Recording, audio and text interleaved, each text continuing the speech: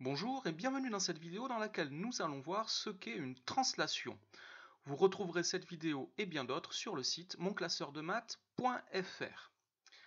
Alors, une translation est une transformation qui fait glisser une figure géométrique le long d'une droite sur une longueur donnée et dans un sens donné. Alors, si je prends ici l'exemple du triangle, je l'ai fait glisser. Les trois sommets de ce triangle ont glissé suivant des droites parallèles, de la même longueur et dans le même sens. Donc une translation est définie par une droite, une longueur et un sens. Cette droite, cette longueur et ce sens, qui définissent donc une translation, peuvent être définis par deux points. On peut parler par exemple de la translation qui transforme le point A en B. Ici, j'ai le point A et en B. Cette translation qui transforme le point A en B est définie par donc une droite, c'est la droite AB, une longueur, c'est la longueur AB, et le sens, c'est de A vers B, puisque c'est A qui est transformé en B. Le point A glisse vers le point B. Donc ici, en donnant deux points, je définis complètement une translation.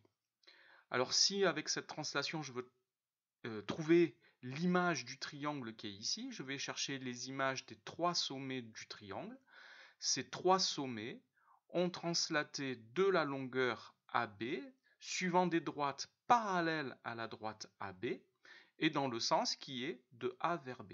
Alors si je donne des noms au sommet du triangle et du triangle image, donc L, M, N et L', M', N', je peux dire que les droites L, L', M, M' et N, N' sont toutes les trois parallèles à la droite AB, et les longueurs L, L', M, M' et N, N' sont toutes les trois égales à la droite AB, à la longueur AB, comme l'indique le codage.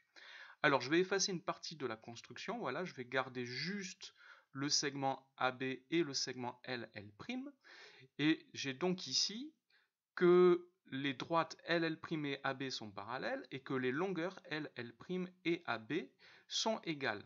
Si je trace le quadrilatère ABL', ce quadrilatère a donc deux côtés AB et LL' qui sont parallèles et qui ont la même mesure.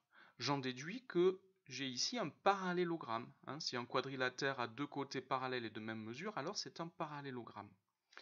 Ce qui signifie que construire l'image du point L par la translation qui transforme le point A en B revient à tracer le point L' tel que le quadrilatère ABL', soit un parallélogramme. Donc ça sera une possibilité dans nos constructions pour construire l'image d'un point par une translation qui est définie donc par deux points, ça sera de construire un parallélogramme. Ça sera une méthode, il y aura d'autres méthodes que vous pourrez voir dans une autre vidéo. Voilà ce qu'il faut savoir pour commencer sur les translations. Merci d'avoir regardé cette vidéo. N'oubliez pas de lui donner un j'aime si vous l'avez aimé et de vous abonner à ma chaîne. Merci.